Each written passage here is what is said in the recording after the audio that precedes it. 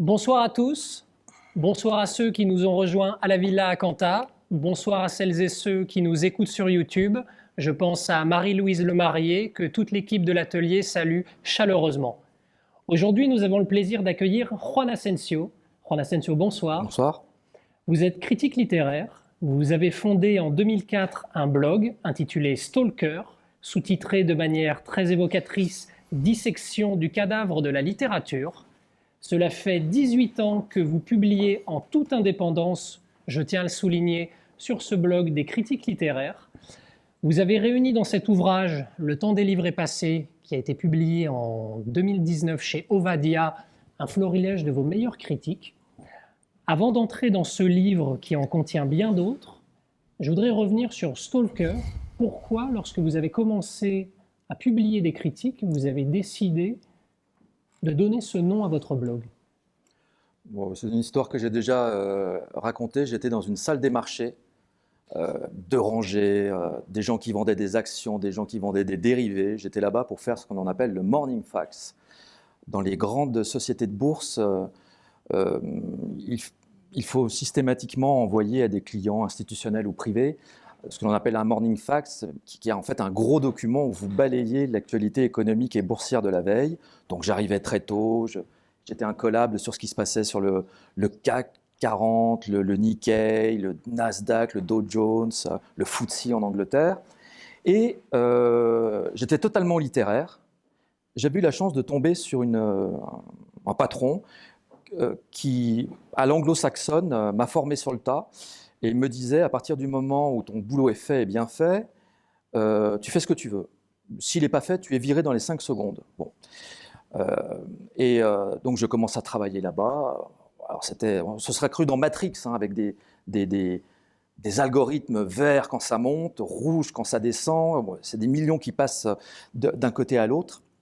Et je fréquentais à l'époque, je connaissais un peu à l'époque Maurice G. Dantec, un écrivain français, un romancier français qui a eu son heure de gloire dans les années 2000, qui ensuite a été complètement oublié, qui est mort assez lamentablement d'une vie complètement usée. Et Maurice G. Dantec, à l'époque, avait commencé à dialoguer avec un bloc identitaire de mauvaise réputation, où il parlait d'un certain nombre de problèmes, Israël, les États-Unis, et c'était une discussion privée. Et comme par hasard, cette discussion privée est devenue publique. Et la presse a commencé à s'en emparer, Technicart, avec Philippe Nassif, Nazi. Si Technicart en parle, il faut évidemment que Jeune et Joly en parle. Si Jeune et Joly en parle, il faut évidemment que Le Monde en parle, etc. etc. Libération.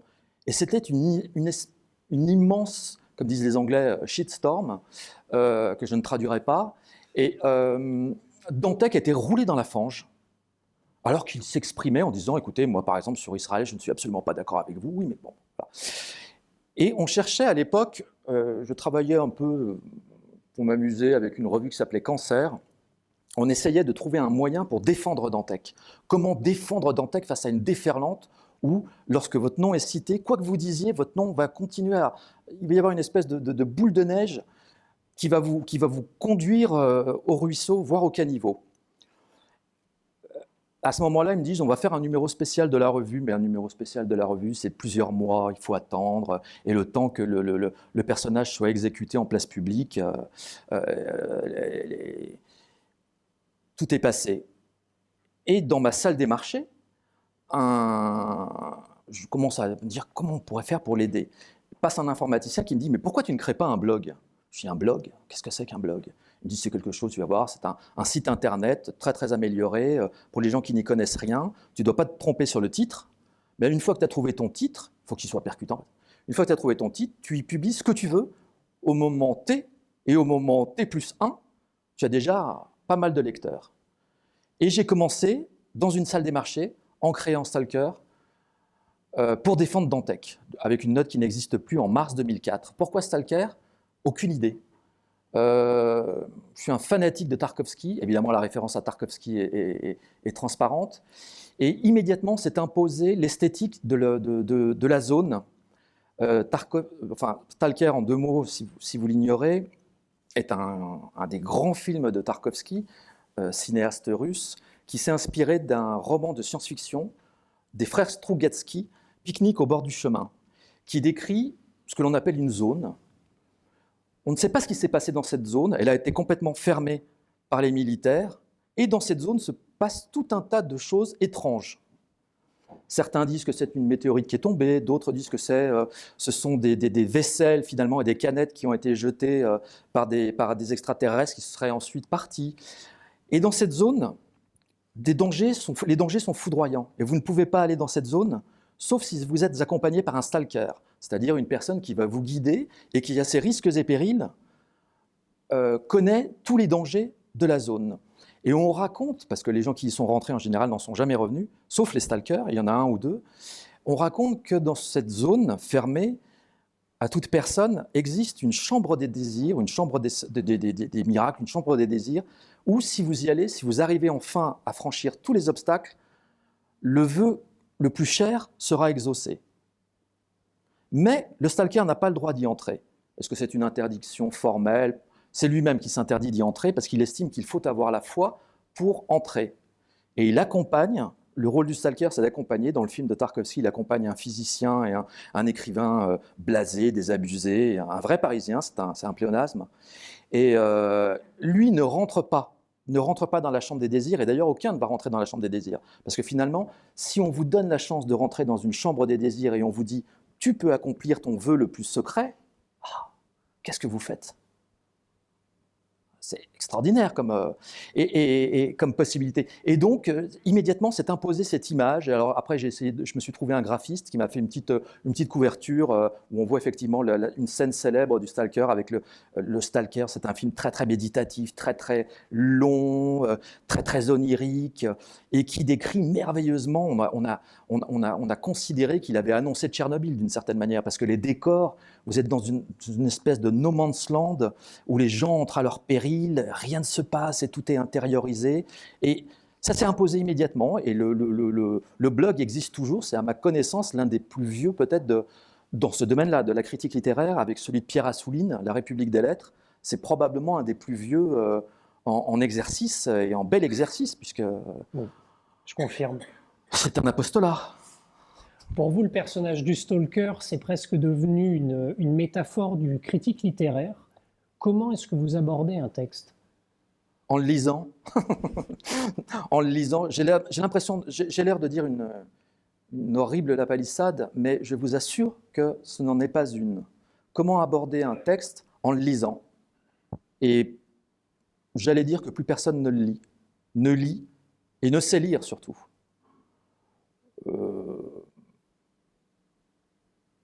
Il faut rentrer dans un texte. Un texte doit être un choc. Lorsque j'étais tout petit, j'ai eu la chance d'aller en Espagne, à Santillana del Mar, connu en France avec Gil Blas de Santillane. Et la particularité de Santillana del Mar, c'est qu'il y a las cuevas de Altamira, les grottes d'Altamira qui sont l'équivalent espagnol de Lascaux. Magnifique. On avait le droit d'y entrer à l'époque parce que mon oncle connaissait le gardien. Bref, je rentre avec un masque, etc. etc. On descend et on nous allonge quasiment sur une surface comme ça, on nous allonge, on nous dit regardez vers le plafond, vers le toit, le plafond, et là ils éclairent. Et apparaissent alors une espèce de tribu de bisons d'un rouge sang qui ont 18 ou 20 000 ans. Et je suis resté comme un gamin, totalement émerveillé, et encore maintenant, je revois cette espèce de fuite de bison, et quand on ose dire que l'homme descend du singe, c'était extraordinaire. Et ça doit être un choc, ça doit être un choc esthétique. Vous ne rentrez dans une œuvre esthétique, vous rentrez dans une œuvre, que ce soit un tableau, que ce soit un livre, que ce soit une grande musique, vous ne rentrez dans un chef-d'œuvre ou dans un texte qu'en ayant un choc. Alors, vous me direz que tous les livres ne provoquent pas des chocs, ou alors certains provoquent des chocs dans le mauvais sens du terme. Il faut accepter ce risque du choc. Et si une grande lecture ne vous transforme pas d'une certaine manière, à quoi bon écrire? Et surtout, à quoi bon lire? Qu'est-ce qui vous différencie de la critique telle que la pratiquent les journalistes ou les universitaires? Mais monsieur, il n'y a pas de critique journalistique. Comment ça? Il n'y a pas de critique journalistique. Pierre a lu Paul, qui a lu Édouard, qui a lu Marie, qui elle-même va parler de Pierre qui a été son ex-amant. On a fait le tour de la critique parisienne. Et la critique universitaire? La critique universitaire s'adresse à des universitaires, elle est très très pénible à lire, probablement déjà à écrire, à lire. Et parfois, vous avez, je plaisante bien sûr, il y a de très très bons universitaires. Moi, je suis un fanatique de Léon Bloy, un Pierre Glaude connaît Léon Bloy, tout ce qu'a écrit Léon Bloy, tout ce que l'on a écrit sur Léon Bloy, par cœur. Alors, c'est-à-dire que c'est un vrai plaisir de l'érudition, c'est une érudition qui ne se cache pas et qui fait quelque chose. Lire pour lire, pour lire, pour lire, c'est très très bien. Lire pour écrire des textes qui vont être décortiqués ou vous parler de tels motifs du IVe siècle, machin. Bon, bref, c'est très intéressant, mais ça ne s'adresse qu'à un public très très très très très très précis et ciblé d'universitaires qui eux-mêmes ne vont remplir qu'un certain nombre de cases qu'à seule fin d'avoir leur diplôme. Et une fois qu'ils auront leur diplôme, leur thèse sur Léon Daudet ou sur quelque auteur que ce soit, ils s'en fichent d'une certaine manière. Donc la critique universitaire, c'est très bien. Il faut des érudits, des vrais érudits. Il faut des vrais érudits, il faut des gens qui décortiquent les textes, il faut des gens qui vous expliquent par quelles étapes un manuscrit est passé, il faut des gens qui vous expliquent les raisons biographiques, qui recontextualisent un texte, bien évidemment, bien évidemment. Mais la critique, qui n'est qu'universitaire, est pulvérulente et s'assèche et termine des volumes et des volumes, des centaines de milliers de volumes, ne sont même plus lus et ne sont même plus publiés. C'est-à-dire qu'ils sont publiés à la demande, comme on dit. C'est-à-dire qu'on ne les publie même plus, puisque ça n'intéresse personne.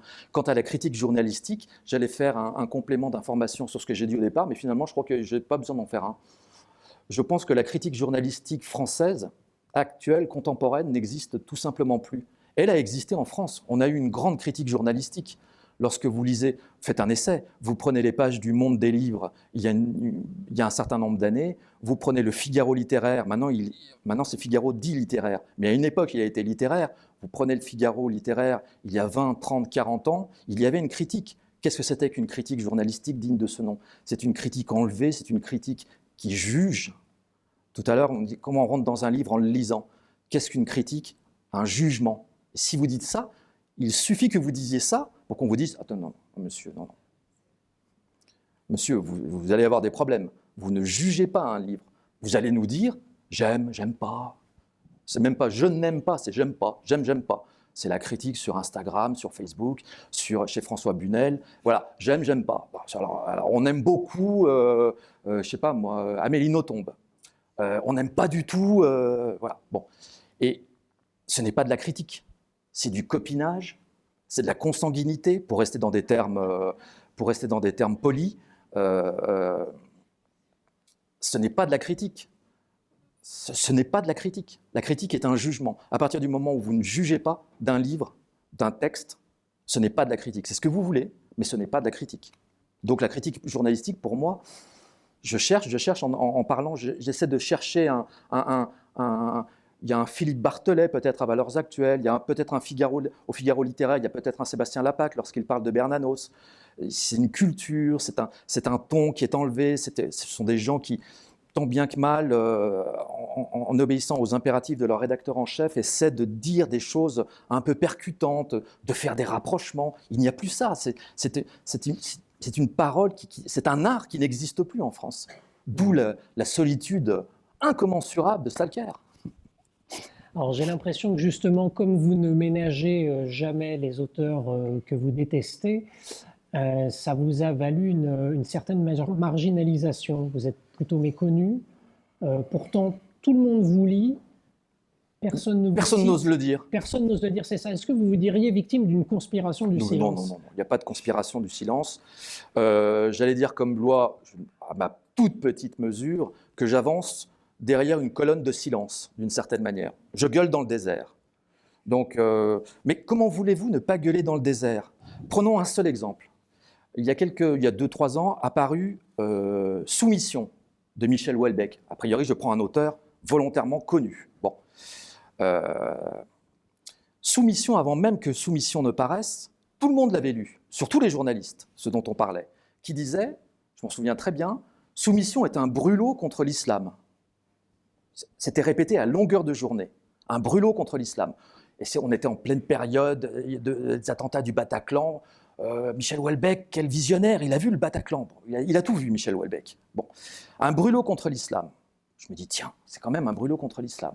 Bon, je reçois après tout le monde, parce que moi je ne reçois pas de service de presse, hein, donc je n'ai pas reçu par coursier directement envoyé par Teresa Crémisy de Flammarion, les épreuves de soumission comme l'ont reçu la majorité des journalistes ayant pignon sur rue. Je lis soumission, je le lis. Qu'est-ce que je constate? Que c'est absolument tout ce que l'on voudra, sauf un brûlot contre l'islam. Ah.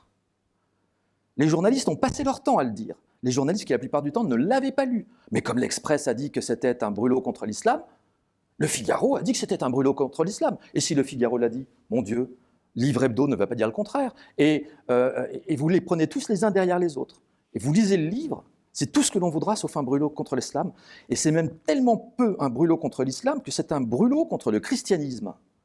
Et là, moi j'avais déjà compris comment fonctionne le journalisme, parce que depuis un certain temps, mais là vous vous dites, ces gens-là, on est dans Matrix. Je suppose que plusieurs d'ici l'ont vu, on est dans Matrix, et vous êtes dans un monde qui est totalement déconnecté de la réalité, où on va vous dire, non pas suivez le lapin blanc, parce que tout le monde se fiche de suivre le lapin blanc, mais le lapin blanc est déjà chez vous. Et vous allez comprendre maintenant, on est dans l'enfer de la réalité, mais l'enfer de la réalité, c'est exactement une réalité qui n'a pas de liaison avec la réalité dans laquelle Soumission de Michel Houellebecq, écrivain quand même très connu, est tout sauf un brûlot contre l'islam. Et quand j'ai écrit une critique, j'ai essayé de montrer que c'était justement un brûlot contre le christianisme, où Michel Houellebecq figurait un de ses personnages, en se servant de Huysmans, qui n'arrivait pas à atteindre la foi chrétienne, parce que Houellebecq déteste Blois et adore Huysmans. Et chez Huysmans, vous avez un personnage qui vient de là-bas, d'Urtal, et ensuite il va sortir. Là-bas raconte, c'est un grand roman qui raconte la plongée d'un personnage dans les bas-fonds parisiens du XIXe siècle, et plus précisément dans les bas-fonds qui pratiquent la démonologie, Messe Noire, etc. Bon. Et il le sort de là-dedans, et ensuite il va le diriger en route vers l'église. Et j'allais dire Huysmans, Houellebecq est fasciné par cette espèce de parcours, c'est-à-dire on sort de ce qu'il est, c'est un pauvre type, je ne parle pas de Houellebecq bien sûr, il figure un pauvre type qui n'arrive pas à avoir des maîtresses, qui regarde, qui lorgne, qui est assailli par le matérialisme, qui se dit « mon Dieu, je ne suis plus rien dans cette France terminale », et il essaie de lui chercher un ailleurs. Donc il va le mener vers le christianisme. Mais Houellebecq est totalement incapable de se convertir comme Huysmans l'a fait, et comme il l'a fait en figurant Durtal se convertir. Huysmans va rester au porche de l'Église. En revanche, il va pouvoir critiquer le christianisme en disant « il n'y a rien de plus proche d'un islam pur et dur qu'un chrétien, qu'un catholique pur et dur ». Rendez-vous compte, ils aiment l'autorité. En général, ils détestent les femmes, où ils font tout pour les reléguer dans des zones subalternes, et ils ont un sens de la transcendance. Les musulmans intégristes, ceux qui vont conquérir la France dans soumission et qui vont prendre le pouvoir, sont les meilleurs alliés des cathos traditionnalistes. Et ça, la presse ne l'avait absolument pas vu. C'était un brûlot contre l'islam. Non, c'était l'inverse. Alors, si Michel Houellebecq, qui est aujourd'hui considéré comme un de nos grands écrivains nationaux, je rappelle qu'il est traduit et beaucoup lu aux États-Unis notamment, qu'est-ce qu'on peut lire aujourd'hui en France? Qu'est-ce qu'on peut considérer comme un grand écrivain? Je pense que si je donne mes réponses, la salle va se vider en 2 secondes. Écoutez, pas Michel Houellebecq, ça c'est une assurance. Je ne sais pas si certains d'entre vous avaient lu le dernier, Anéantir, qui moi personnellement m'a anéanti ma patience. C'est mal écrit, c'est 750 pages, il n'y a pas, tout est mal fichu, vous avez un personnage qui est pris, c'est un pauvre type comme d'habitude, qui essaie de récupérer sa femme, qui est elle-même bon, machin, et puis après il va commencer à avoir, on lui diagnostique un cancer, et puis en même temps vous êtes dans une France, il a de la chance ce pauvre type, parce qu'il connaît un type qui qui est le numéro 2 et qui est en train de se présenter à une élection présidentielle. On nous dit que ça a été copié sur le ministre actuel de l'économie. Bon, Bruno Le Maire, il est remarquable, il est génial. Vous avez des attentats hyper sophistiqués qui endeuillent la France et même ailleurs, etc. Il n'en fait rien. Vous avez une trame qui suit une autre trame, qui suit une autre trame, et ça c'est lent, ça n'avance pas, c'est mal écrit, c'est mal fichu, il y a des tics de langage. Tu as vu, Michel, enfin, il termine toutes ses phrases par enfin. Tu as vu vraiment ces gros attentats, enfin, c'est dur. Voilà, c'est du Michel Houellebecq. Tout le monde est en extase, il est traduit dans toutes les langues, ou presque, y compris le basque. J'ai été interviewé récemment par RFI Espagne, et on m'a demandé ¿Qué piensa usted de Michel Houellebecq? Muy grande. Moi j'ai dit Miguel, es una porquería. Miguel, je ne traduis pas, mais vous aurez compris, c'est une cochonnerie, pour rester poli. C'est une cochonnerie. Il n'y a pas de style. Parfois, il est intéressant. Alors, vous allez me dire, vous n'avez toujours pas répondu à ma question. Parfois, il est intéressant dans certains de ses textes. Dans, par exemple, La possibilité du Nil, où il montre une forme de déchéance. Il montre toujours la même chose, une forme de déchéance de l'homme occidental, pour faire vite. Et on lui prête des vertus réactionnaires en disant que, en décrivant cela, c'est un grand sociologue. Bon.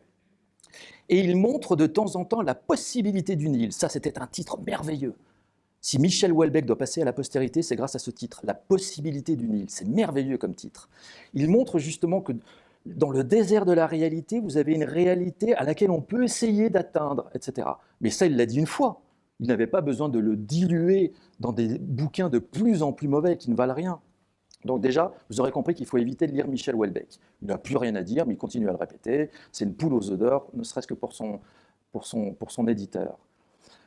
Oh, j'ai du mal déjà à tomber sur non pas le deuxième, mais le second. J'en vois pas en fait. Il y a des écrivains, bien sûr qu'il y a des écrivains. Ce que je veux dire, c'est qu'il y a une forme de généralité qui fait que ces écrivains-là, même s'ils ont du talent et même s'ils ont une parole, sont noyés dans les Amélie Nothomb, dans les Annie Ernaux, même Raphaël Enthoven écrit des romans, Cécile Coulon, ça ne vaut rien, ça ne vaut strictement rien. Bon, et est-ce qu'il y aurait un écrivain? Moi, j'aime bien Marien de Falvar. Je ne sais pas si vous le connaissez. Il a eu sa petite heure de gloire il y a 2-3 ans. Il a sorti un livre qui s'est intitulé Du temps qu'on existait, qu'il avait écrit il y a 15 ans, qu'il a publié à 16 ou 17. Il était passé chez Ruquier. Il était passé chez Ruquier, il a fait la première erreur de sa vie. Alors, c'est un gamin surdoué. Et il était même face, je crois, à Ségolène Royal. Donc, vous avez 16 ans, vous êtes face à Ségolène Royal, vous êtes face à Ruquier, et il ne s'en laissait absolument pas remonter par qui que ce soit. Puis à un moment, il lui dit à Ségolène, mais qui êtes-vous pour me parler sur ce ton? Écoutez, jeune homme. Bon. Et ensuite, il avait reçu, je crois, le prix de Fleur pour un autre, pour ce texte-là ou pour un autre. Pour ce texte-là, décerné par Bec BD. Et puis, il avait voulu faire une espèce de canular de Cagneux ou d'Ormalien, qui n'a pas été d'ailleurs, en disant cher Frédéric, en me décernant ce prix, vous décernez un prix à un nazi, ou etc., un machin. Donc ça avait été très mal. Frédéric Becbédé, pour une fois, a dû avoir... et puis il y a eu un grand silence. Bon, et Marien de Falvar a publié un remarquable roman dernièrement chez Fayard, L'architecture, qui a été lu peut-être par 30 personnes en France. Moi, ça me suffit. Si c'est un grand texte, j'ai déjà plus de mal à voir d'autres noms. Vous avez, alors, lui c'est un petit jeune, et vous avez à l'autre opposé un extraordinaire écrivain. Il y en avait deux. Il y en a un qui est décédé, hélas, Guy Dupré, qui a écrit de remarquables, très peu de romans, 3 finalement, dont le premier, Les fiancées sont froides, avec un titre pareil. Très, très, très, très érudit, très, très intelligent. Si vous me posez la question, qu'est-ce qu'un écrivain? Un écrivain est un maître du style. Houellebecq n'est pas un maître du style, ce n'est pas un écrivain. Guy Dupré est un écrivain. Pourquoi? Parce qu'il se sert du langage. Je dis des banalités, mais il faut les répéter à longueur de journée. Donc ce Guy Dupré, hélas, est mort, mais vous pouvez le lire. Il a beaucoup lu Barrès, c'est toute une école. Il a beaucoup traîné avec les hussards. Il me racontait des anecdotes. C'est la génération de Julien Gracq. Ils me racontaient des anecdotes où il y avait une espèce d'égérie qui traînait dans leur groupe, Sonsiaré de l'Arcone, qui était une très très belle femme, qui est devenue non pas belle, non pas célèbre parce qu'elle était belle, mais parce qu'elle est morte au volant de l'Austin Martin, je crois, qui était conduite par Nimier, Roger Nimier. Et en fait, c'était apparemment elle qui la conduisait. Et ils ont eu un accident, Roger Nimier s'est tué et elle a été décapitée. Et Guy Dupré me racontait des anecdotes en me disant et il y avait à l'époque Raymond Abellio, il était tellement myope qu'il était obligé de s'approcher de Sonsiaré. Vous comprenez, Sonsiaré, elle voyait cette espèce d'orang-outan qui s'approchait systématiquement d'elle, et elle reculait. Et puis il me disait, Gracq, c'était beaucoup plus discret. Julien Gracq, on n'a jamais vraiment su s'il était attiré par Sonsiaré. Donc c'était un puits de paroles et de souvenirs qui vous parlent quand même de Gracq, qui vous parlent quand même de Raymond Abellio. Et le second personnage de cette envergure, il est vivant, heureusement, c'est Christian Guillet, qui a publié toute sa vie sous forme de journal, mais une espèce de journal romancé. Alors, ce n'est pas un misérable tas de petits secrets, comme disait Malraux, hein. C'est une vraie écriture. Et à partir du moment, il a commencé, pas à sa naissance, mais en remontant, jusqu'à la mort de son père, et s'est arrêté. Il a considéré qu'il avait dit tout ce qu'il avait à dire. C'était quelqu'un qui n'est absolument pas connu. Christian Guillet, absolument pas connu. G-U-I-2-L-E-T. Dupré, D-U-P-R-E. Je suis obligé de donner l'orthographe. Vous avez bien noté? Vous avez bien noté? Houellebecq, H-O-U. Dans le temps des livrets passés, vous dressez une liste de ceux qui, selon vous, sont les plus grands romanciers de la littérature mondiale. Or, dans cette liste ne figure aucun auteur français, ni mort ni vivant. Comment est-ce que vous justifiez ce choix? J'ai essayé, ce livre a une histoire, j'ai mis à peu près un nombre inconsidéré d'années pour essayer de le faire publier. Non pas pour l'écrire, puisque c'est un recueil de certaines des meilleures notes, que je considère comme étant les meilleures notes publiées sur le blog. Ensuite, il a fallu essayer de le faire paraître, et là, les problèmes commencent. Cher monsieur, c'est trop long. Cher monsieur, c'est trop gros. Cher monsieur, c'est trop méchant. Cher monsieur, ce ne l'est pas assez. Cher monsieur, c'est de la critique littéraire. Tout le monde se contrefiche de la critique littéraire. Cher monsieur, ceci, cela. Bon, voilà, donc il a fallu, j'ai fini par trouver un éditeur, et tout simplement parce que je ne trouve pas d'écrivains, je pense que ce sont mes meilleurs, enfin les plus louangeuses. Et on n'est bon que dans la louange. On peut être très bon dans la méchanceté. C'est très très difficile d'être très juste et bon dans la méchanceté. C'est tout un art d'être méchant, tout un art. Et c'est beaucoup plus compliqué de donner envie de lire un livre. Or, moi, mes grands chocs esthétiques, ça n'a pas forcément été des romans français, hélas. Ça a été plutôt des romans anglo-saxons, des romans de 1666 de Roberto Bolaño, ça a été les Faulkner, ça a été les Conrad, ça a été les Malcolm Lowry, ça a été les Stevenson, ça a été qui vous voulez, et on a du mal à trouver un français. Pourtant, je suis un fanatique de gens comme Bernanos, Barbey d'Aurevilly, Léon Blois que j'ai cité tout à l'heure, mais ils ne m'ont pas apporté cette espèce de respiration qui fait que vous êtes... Ah. Il y a peut-être eu des textes torrentiels en français. J'ai eu un choc en lisant Les Décombres de Lucien Robatet. George Steiner, que vous connaissez sans doute, disait qu'il y avait... Mitterrand disait, c'était probablement notre dernier président lettré, entre parenthèses, disait il y a ceux qui ont lu les deux étendards de Robatet, puis il y a les autres. Lui, on avait compris où il était. Et Lucien Robatet a écrit Les deux étendards, qui se passe à Lyon d'ailleurs, s'il y a des Lyonnais, et il a écrit un texte éblouissant de méchanceté et de violence qui s'appelle Les Décombres, qui décrit, comme son nom l'indique, l'état de la France. Ça commence, la France est décombre politique, décombre moral, où il décrit l'affaissement de la France face aux Allemands. Et quand tout le monde se dit, mais mon Dieu, comment la France a-t-elle pu être balayée? L'armée française a été balayée en 4 jours par les Allemands. Comment?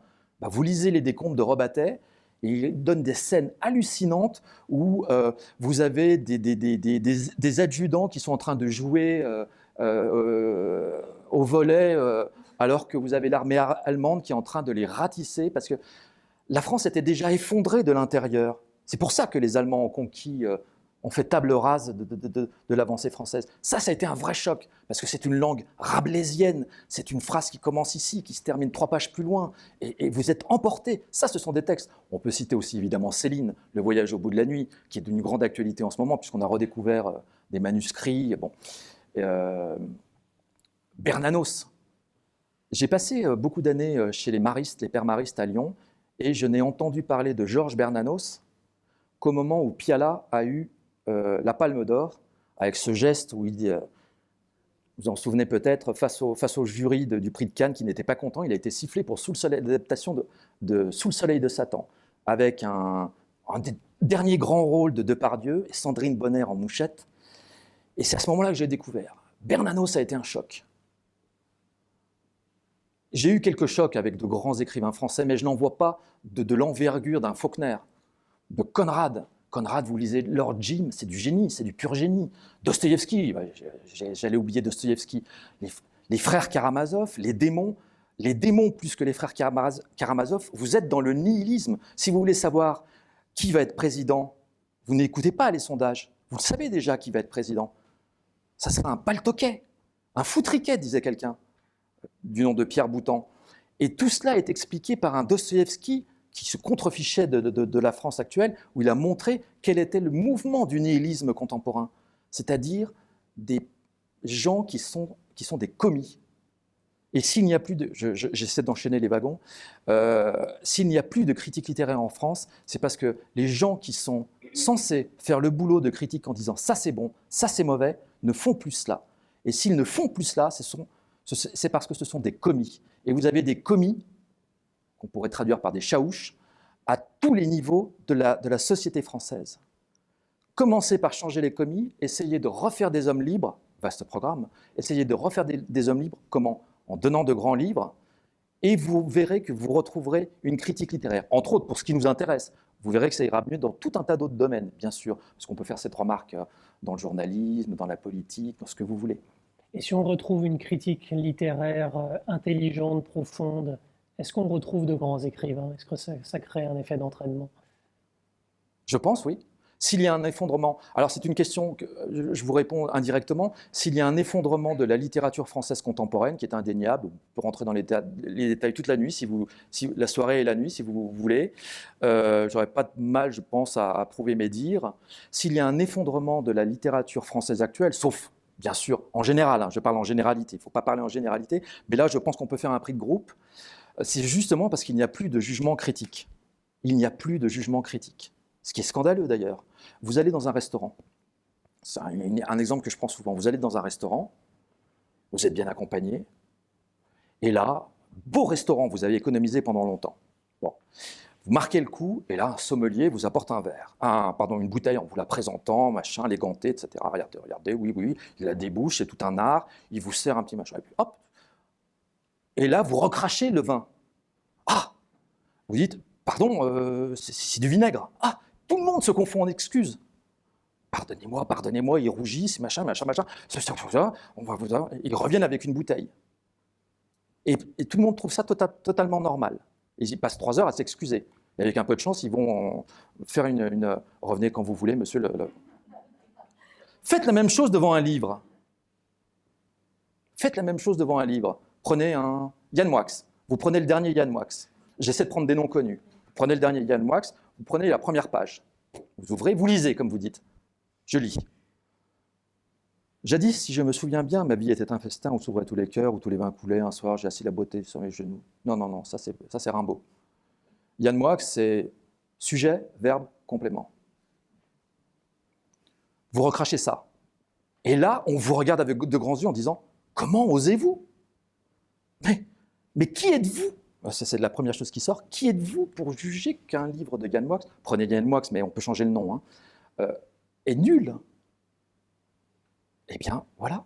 Parce que mon goût a été éduqué pour me permettre de détecter que c'est pire que de la piquette. C'est même pas du vinaigre. Et tout le monde va vous regarder en vous disant « Vous n'avez pas le droit ». Et c'est ce que devrait faire un critique. Il va s'attirer beaucoup d'ennemis. Vous avez cité Lucien Rebattet, ce n'est pas un choix anodin. Il y a beaucoup d'écrivains fascistes classés à l'extrême droite dans vos choix, Abel Bonnard, Brasillac notamment. Est-ce qu'il faut être réactionnaire pour être un bon écrivain? Fasciste, réactionnaire, et le troisième, c'était quoi? Classé à l'extrême droite. Ce sont déjà trois notions différentes. Je sais bien qu'on a tendance à tout confondre, mais ça n'a strictement rien à voir. Non, je ne suis pas fasciné par ces auteurs-là. Je pense que ce sont la plupart du temps de grands écrivains, de très grands écrivains. Drieux-La Rochelle, ceux qui ont lu Gilles, c'est extraordinaire. C'est une radiographie de la France. Abel Bonnard a une très très mauvaise presse, c'est celui qu'on appelait Gestapette. Ça commençait mal. Il avait été nommé ministre de l'Éducation sous Pétain. Bon, donc vous vous dites, il coche vraiment toutes les cases pour être détesté par les Inrocks, par exemple. Et pourtant, c'est un des plus grands prosateurs de langue française. Quand vous lisez un texte qui s'appelle Océan et Brésil, il raconte, il a pris le bateau, il est parti de je ne sais plus où pour aller au fin fond du Brésil. Il y a des pages d'une limpidité extraordinaire, extraordinaire. Vous faites la même chose avec Drieux-La Rochelle. L'homme à cheval, c'est extraordinaire de Drieux-La Rochelle. C'est son dernier texte très élégiaque qui se passe au fin fond de l'Amérique du Sud. Vous faites la même chose avec Brasillac, notre avant-guerre. Brasillac a été fusillé. Et si vous voulez essayer de comprendre Brasillac, il ne faut pas passer par Brasillac. Il faut passer par un écrivain. On a parlé des écrivains. Et voilà, je vais vous donner l'exemple d'un grand écrivain français. Il est mort, hélas, mais c'est quand même un grand écrivain français qui s'appelle Paul Gaden. Je suis à peu près certain qu'ici, personne ne connaît Paul Gaden. Paul Gaden est l'un des plus grands écrivains de langue française. Je pèse mes mots. Un des plus grands écrivains de langue française. Et je le dis d'autant plus facilement qu'Éric, évidemment Éric Nolot, est d'accord avec moi. Éric, si tu me regardes, je ne sais pas où est la caméra, mais si tu me regardes, Éric, si tu es invité, tu pourras confirmer mes dires. Bon. Paul Gaden a été le condisciple en Cagne de Brasillac. Jusque-là, ça peut arriver. Et ensuite, il a essayé de comprendre l'itinéraire vers le fascisme de Brasillac. Nous sommes dans les années 30. Et un livre est extraordinaire à ce titre, c'est Les non-conformistes des années 30. La France des années 30 a été fascinante au niveau du débat des idées intellectuelles. Il y avait une vraie stylistique, il y avait un vrai engagement, il y avait des gens avec la revue Esprit, avec Ordre Nouveau. C'était un vrai foisonnement d'idées dont on n'est pas sorti. Et c'était en plus des gens qui savaient écrire, à la différence de ce qui se passe maintenant. Brasillac a baigné là-dedans. Et Paul Gaden a essayé de comprendre comment ce type pétri d'humanité, pétri de littérature grecque, latine, cagneux, normalien, enfin je crois qu'il a été normalien, je ne sais même plus, mais bon, oui, je pense qu'il l'a été, comment ce type a basculé dans le côté obscur de la force, diraient les modernes. Et il l'explique dans un livre remarquable, un roman remarquable, qui s'appelle La plage de Scheveningen. La plage de Scheveningen raconte l'histoire d'un narrateur qui vient de sortir de la Deuxième Guerre mondiale et qui se retrouve dans un Paris à peine libéré. Il est sur les traces d'une femme qu'il a adorée, qu'il avait rencontrée. Ils étaient allés visiter tous les deux la plage de Scheveningen, qui n'existe pas en réalité, et il essaie de retrouver cette femme, et en même temps, comme dirait l'autre, il est plongé dans un Paris où on essaie d'épurer, à tous les sens du terme, hein. Femme tondue, fusillée, etc., etc. Et Brasillac a été incarcéré pour intelligence avec l'ennemi. Et tout le monde sait qu'il va passer un sale quart d'heure. Et la plage de Scheveningen est une espèce d'anamnèse où le narrateur se dit « j'ai été condisciple de Brasillac, qui dans le roman s'appelle Hersan », la consonance est un peu voulue, et il essaie d'expliquer. Il y a toute une méditation admirable de profondeur où il rentre dans la tête d'un personnage qui, aussi intelligent qu'un Brasillac, a pu collaborer avec l'ennemi. Pourquoi l'a-t-il fait ? Il rentre dans la tête, et il dit « Je ne veux surtout pas juger. Je ne suis pas un juge. Des flics, des épurateurs et des juges, il y en a partout. » Et Brasillac a quand même été fusillé. C'est, à ma connaissance, le seul romancier de cet auteur qui a été fusillé. Ce n'est pas rien. Vous fusillez en France, un Français, vous le fusillez, quoi qu'il ait fait. Bon, même De Gaulle ne voulait pas. Il y a eu tout un parce que des gens comme Mauriac, des gens comme Malraux ont essayé de pétitionner en disant c'est pas possible, c'est quand même une des plus grandes plumes de la littérature française. Il a été fusillé. Donc lisez La plage de Scheveningen. C'est admirable, il y a toute une méditation où justement, à un moment, il est dans une espèce d'onirisme, il a retrouvé la femme qu'il aimait, notre narrateur, et il essaie de passer une dernière nuit avec elle, pour ne rien faire, pour essayer de la reconquérir comme Kierkegaard parlait d'une reconquête avec la reprise. Kierkegaard était avec... vous allez voir que je vais revenir tout de suite dans mes... Kierkegaard, que vous connaissez tous, avait comme fiancée la plus belle femme du Danemark, Regine Olsen. Et il a perdu Regine Olsen. Il a fait exprès de perdre Regine Olsen, parce qu'il savait que s'il se mariait avec elle, elle ne pourrait pas le supporter. Il était beaucoup trop intelligent pour elle. C'est ce qu'il pensait, hein, attention, c'est ce que disait Søren. Il était beaucoup trop intelligent pour elle, il allait la plonger dans le désespoir. Qu'est-ce qu'il a fait? Il a essayé de lui montrer qu'elle se fourvoyait et que c'était un homme de très très mauvaise réputation. Il s'est affiché avec des prostituées et comme Copenhague était une toute petite ville, tout le monde a dit Søren, c'est pas bien. Et sa future femme a pleuré et elle a dit je romps les fiançailles. 6 mois plus tard, elle était mariée, bien sûr, avec un autre. Et à partir de ce moment-là, Kierkegaard a passé sa vie à essayer de comprendre comment reconquérir Regine Olsen par la répétition, non pas la reconquérir pour la remettre dans son lit, parce que ça, ils s'en fichaient, essayer de la reconquérir à un autre niveau.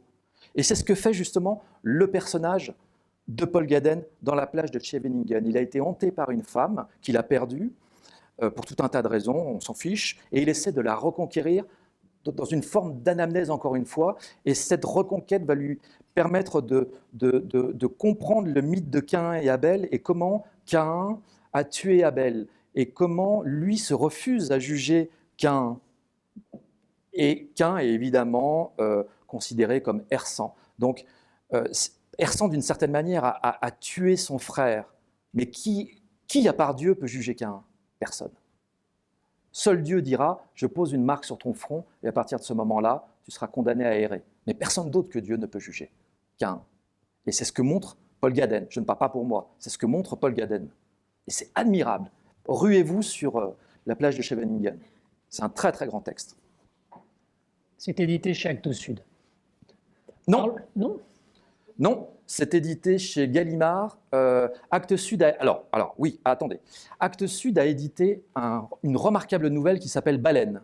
Si vous avez 10 minutes à perdre, que vous ne perdrez pas, justement, vous les gagnerez, vous lisez Baleine, chez Actes Sud, qui a relancé la mode de Paul Gaden.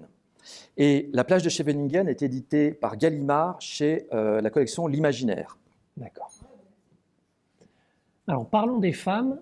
Dans Stalker, vous parlez souvent de mal lecture, de lecture virile.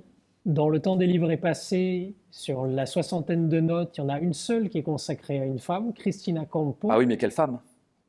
Qu'est-ce qui manque aux femmes pour faire de grands écrivains? Oh, ça c'est une question vache. Je tiens à vous informer que je ne connaissais aucune des questions qui me sont posées. Je n'en ai strictement aucune idée. L'un des textes qui m'a le plus ébloui, si vous voulez lire quelque chose, je vais vous répondre indirectement, j'essaie de répondre directement et indirectement, comme Kierkegaard. L'un des plus grands textes ayant analysé la lâcheté d'un homme a été écrit par une femme. L'homme en question avait été son amant, elle sa maîtresse, et dans une lettre de rupture d'une violence inouïe et d'une justesse remarquable, l'exécute. Ça s'appelle « Laissez-moi » de Marcel Sauvageau.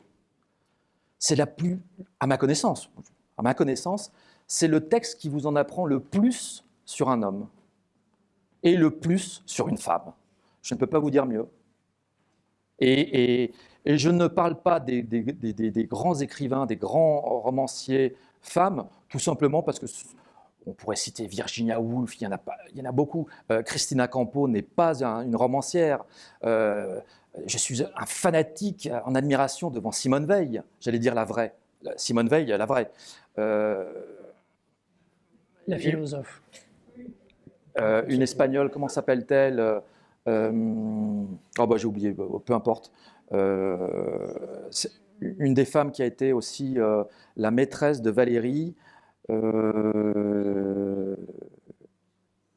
Catherine Pozzi. Catherine Pozzi. Donc c'est une...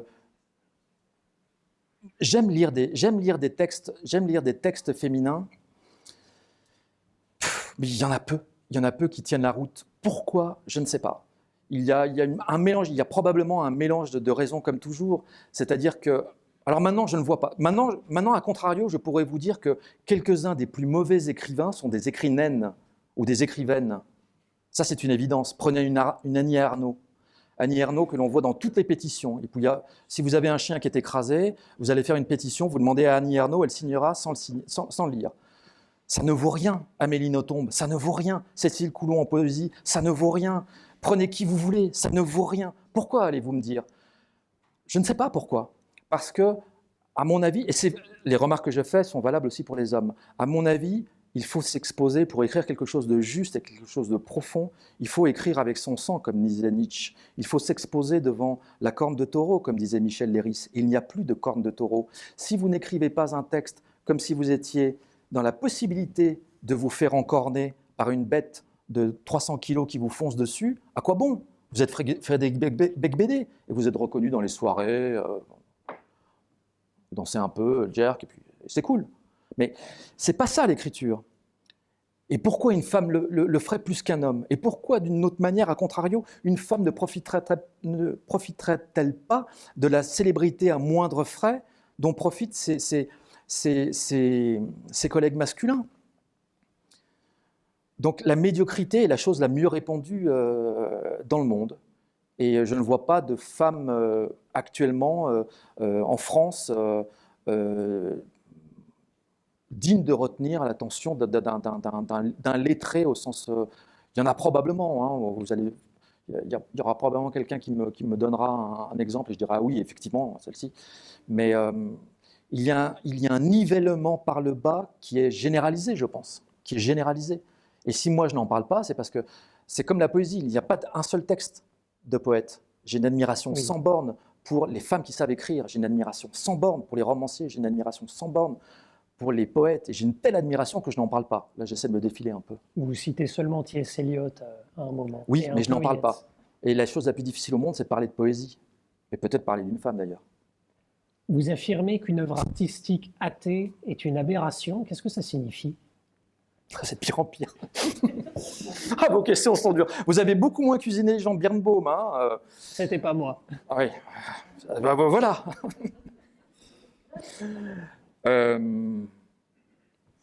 Vient de paraître chez Alia un texte qui s'appelle bon éditeur, bon petit éditeur, petit au bon sens du terme. C'est pas une grosse machine bien moche, Gallimard qui publie tout et n'importe quoi, ou Flammarion qui publie tout et n'importe quoi, même du Houellebecq. Bon, Alia, ils viennent de sortir un petit texte dans leur collection de poche qui s'appelle Le Centre perdu, d'un auteur que vous ne connaissez absolument pas, qui s'appelle Zissimos Lorenzatos, qui est un auteur grec, comme vous le devinez, qui a écrit un seul texte, traduit en français en tout cas, qui est une star en Grèce.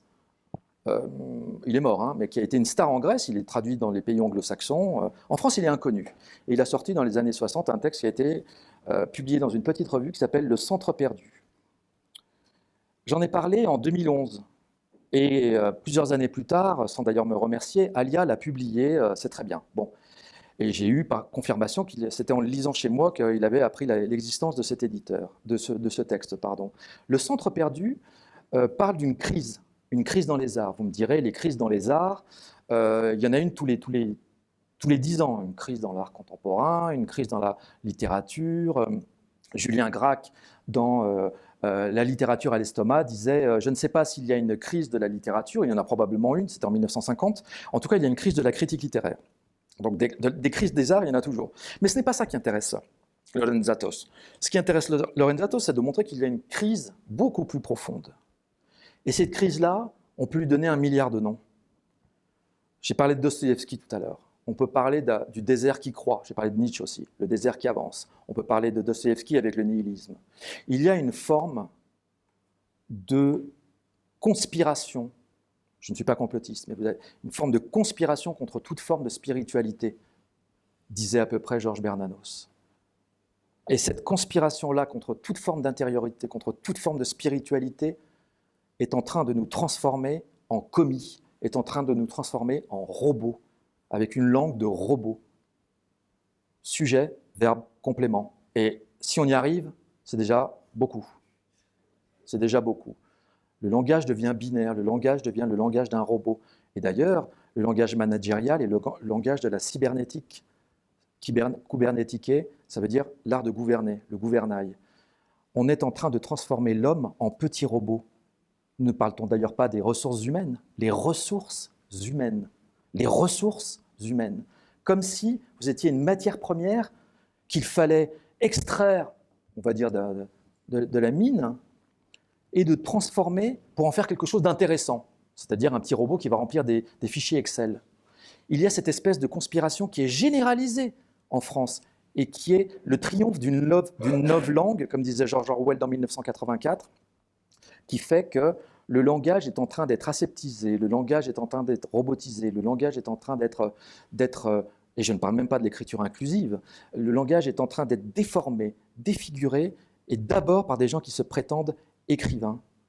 Et pourquoi ces gens qui se prétendent écrivains n'en sont pas? C'est parce qu'ils ont perdu un horizon métaphysique. Vous l'appelez comme vous voulez. Vous l'appelez Dieu, vous l'appelez grandeur, vous l'appelez transcendance, vous l'appelez esprit, vous l'appelez comme vous voulez. Mais s'il n'y a pas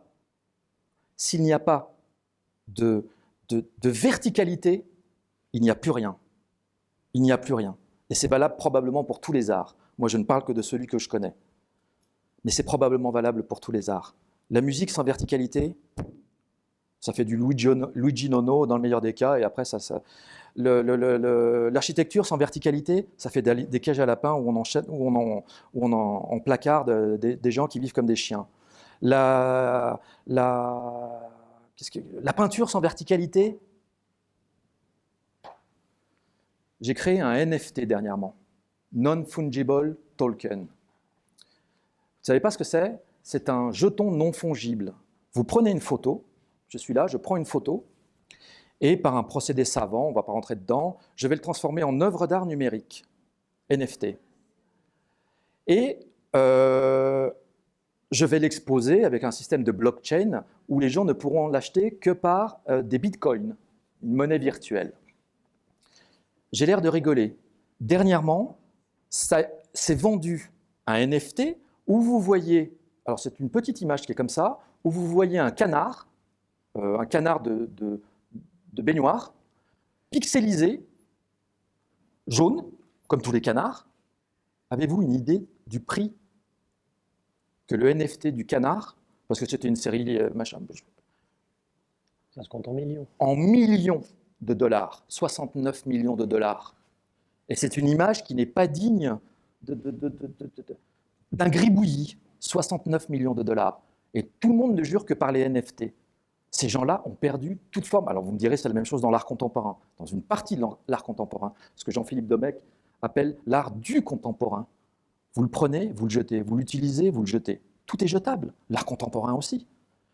Tant qu'il n'y a pas d'idée de transcendance, tant qu'il n'y a pas de respect de la transcendance, les vieillards crèvent comme des chiens dans les EHPAD. Les mères porteuses sont bloquées entre l'Ukraine, pas de bol, entre l'Ukraine et la France.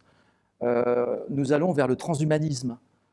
Vous aurez 110 ans, et quand vous aurez 110 ans, il y aura probablement des parties de votre corps qui ne seront pas les vôtres. Et on se dira, mais où êtes-vous, vous? Vous avez le cœur d'un cochon, vous avez les pieds d'un bœuf, on vous greffera des ailes si vous avez un peu de chance. Il faut qu'il y ait un sens du sacré, appelons-le sens du sacré. Quand j'ai vu mes peintures de l'équivalent espagnol de Lascaux, Altamira, il y a un sacré. Et ces gens-là, appelons-les des gens, même si on les aurait probablement considérés comme des moins que singes, ces gens-là avaient l'art du sacré et allaient au fin fond d'une grotte où personne ne les voyait, dans l'obscurité, peignaient des chefs-d'œuvre. Ils peignaient des chefs-d'œuvre pourquoi? Ils n'en avaient pas besoin. Certainement pas pour aller chasser le roc, ou l'antilope, ou la gazelle, ou le lion, le tigre à dents de sabre. Ils n'en avaient pas besoin. L'homme n'est plus un homme s'il perd le sens de la verticalité. C'est la meilleure réponse que je puis vous donner. Quels sont les auteurs qui nous permettent de comprendre cet effondrement, qui l'ont le mieux analysé? Ceux que j'ai cités principalement. Tout est dans Dante, tout est dans Shakespeare, tout est dans Dostoïevski. Vous voyez, je ne prends pas de risques. Hein. Tout est dans El Quijote de Cervantes. Tout est dans les grands. Et les grands, qu'est-ce qui distingue un grand d'un petit, si c'est votre question? Le grand va vous donner l'envie de regarder devant vous, de porter votre main en visière et d'élargir votre horizon, de chercher un horizon. Le petit ne va rien vous donner. Un grand vous donne envie de lire un autre grand. Un petit va vous enfermer dans sa petitesse, sa toute petite petitesse, et ne vous donnera jamais envie de découvrir un autre. Borges disait dans Fiction, je crois, que les grands écrivains créent leurs prédécesseurs. Kafka a créé ses prédécesseurs. Il était tellement génial qu'il a créé ses prédécesseurs, d'une certaine manière. Les grands vous donnent l'envie d'aller vers autre chose, vers une transcendance, même si l'art ne peut pas vous mener vers une transcendance. L'art vous bloque à un certain moment. Il serait illusoire de se servir de l'art, quel qu'il soit, littéraire ou pas, pour escompter arriver à une transcendance. Mais tant que l'on peut essayer de quêter une réelle présence, comme disait George Steiner en piquant le vocabulaire du christianisme, la réelle présence est celle du Christ dans l'hostie. Et il avait fait une transposition en disant « il faut que l'art soit une réelle présence ». C'est d'ailleurs le titre d'un de ses meilleurs livres, « Réelle présence au pluriel ». Il faut que l'art incarne une pesanteur, il faut que l'art incarne une réalité, une souffrance, une beauté, une souffrance par la beauté, une beauté par la souffrance, ce que vous voulez. Il faut qu'il y ait une incarnation dans l'art. S'il n'y a plus de grand art, c'est qu'il n'y a plus d'incarnation dans l'art, et c'est un art qui vous permettra de passer Cherokee dans le meilleur des cas, ou pardon, chez Hanouna dans le meilleur des cas, et Cherokee dans le pire, mais je pense qu'ils sont interchangeables. Vous écrivez justement « La littérature n'est rien d'autre qu'une croix immense où l'humanité cloue sa douleur depuis d'innombrables siècles. La littérature n'est rien d'autre qu'un suaire désespérément blanc où l'agonie de l'homme écrit sa geste de douleur inépuisable. » Est-ce qu'il n'existe pas néanmoins de grands auteurs heureux et des œuvres heureuses?